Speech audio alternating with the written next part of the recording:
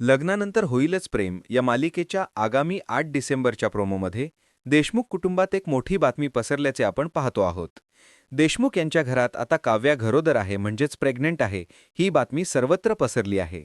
घरातील सारे सदस्य या आनंदात असताना तिथे जीवा येतो आणि विचारतो, काय चाललंय, कसली गडबड चालली आहे. यावर लगेच नंदिनी आनंदाने उत्तर देते, अहो गडबड काय म्हणताय जीवा, तुम्ही काका होणार आहात.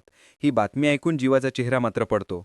नंदिनीला त्याचे हे बदललेले भाव दिसतात आणि ती विचारते, जीवा, एवढं कसलं टेन्शन आलंय तुम्हाला, काय झालं ही बातमी ऐकून. ही बातमी ऐकल्यापासून रम्याच्या मात्र नुसता तीळपापड होत असतो. ती मोठ्या आवाजात म्हणते, काव्या पार्थपासून प्रेग्नेंट आहे, हे कसं शक्य आहे, यांना बाळ होऊच शकत नाही. हे ऐकून पार्थ मात्र भयंकर चिडतो आणि तो रम्याला कडक शब्दात म्हणतो, रम्या, तोंड सांभाळून बोल, हे काय बोलणं आहे तुझं. पण रम्या तिथेच थांबत नाही. ती अधिक स्पष्टीकरण देत म्हणते, अरे पार्थ, माझ्यावर विश्वास ठेव, तुम्हाला बाळ होऊच शकत नाही, कारण काव्या तुला जवळ येऊच देणार नाही, कारण काव्याचं तर. रम्याचे हे बोलणे तिथेच अर्धवट थांबते. आता रम्या आणि वसुंधरा यांना काव्याचे एक मोठे रहस्य समजले आहे.